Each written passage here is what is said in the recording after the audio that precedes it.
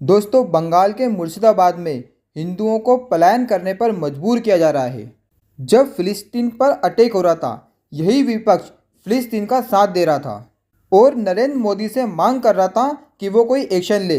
लेकिन जब यही हिंसा बंगाल में हो रही है, तब पूरा विपक्ष मौन है और टीएमसी ममता बनर्जी का पूरा पूरा सपोर्ट कर रहा है। आप विपक्ष के सभी नेताओं का एक एक करके बयान सुनिए। इनका बंगाल की हिंसा पर क्या कहना है?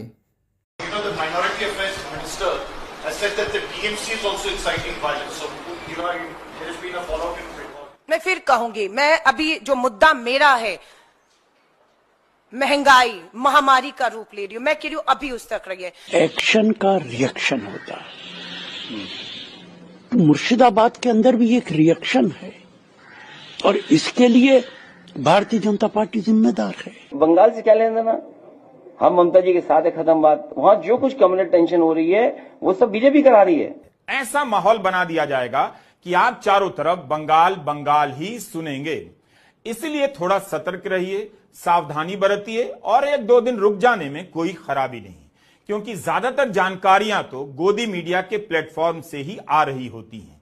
इसकी विश्वसनीयता इतनी खराब है कि सांप्रदायिक हिंसा के समय थोड़ा रुकना पड़ता है। मैं वेस्ट बंगाल गवर्नमेंट का स्पोक्स पर्सन नहीं हूं ईश्वर रेड्डी साहब, अनफॉर्चुनेटली।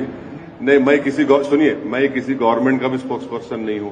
वेस्ट बंगाल की जो सरकार है उनके पास कॉम्पिटेंट लोग हैं और मुझे यकीन है कि वो कॉम्पिटेंट लोग आपके सवाल का बेहतरीन जवाब दे सकते हैं। जबरदस्ती वक्फ का जो प्रॉपर्टी है जो कि अल्लाह का है, उस प्रॉपर्टी को सरकार नियंत्रण लेना चाहते हैं, तो इसलिए लोग इसको नहीं मानेगा। वो लोग इसका प्रोटेस्ट होते रहेगा। कांग्रेस की प्रवक्ता का कहना है, बंगाल में जो भी हिंसा हो रही है वो मेरा मुद्दा नहीं है। मेरा मुद्दा है महंगाई जो मारामारी का रूप ले रही है, बेरोजगारी। आप उस पर बात कीजिए, लेकिन मुझसे बंगाल की हिंसा पर बात नहीं कीजिए। इनको लोगों की जान से वहाँ पर हिंदुओं का पलायन हो रहा है, इससे कोई मतलब नहीं है। इनको सिर्फ और सिर्फ अपना वोट बैंक बचाकर चलना है। दूसरे प्रवक्ता का भी यही कहना है।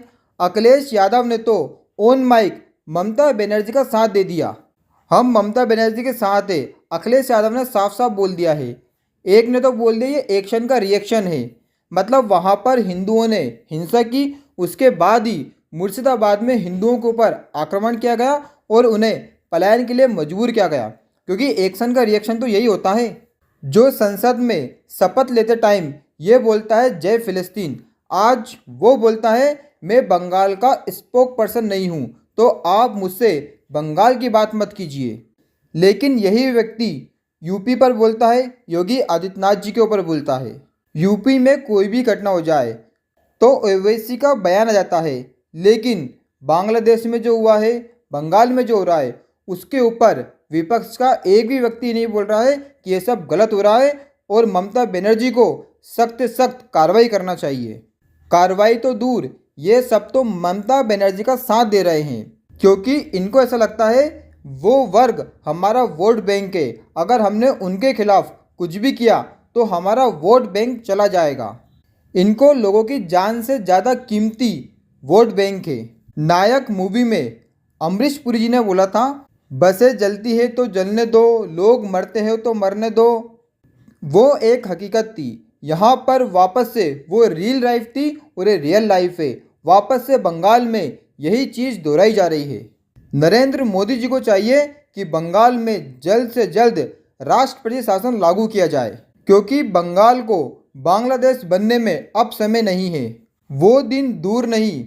ये तो सिर्फ बंगाल का एक छोटा सा शहर है, लेकिन पूरा बंगाल ही बांग्लादेश हो जाएगा और हिंदुओं को वहाँ से पलायन करना पड़ेगा और भारत में एक मुस्लिम बाहुल्य प्रदेश होगा।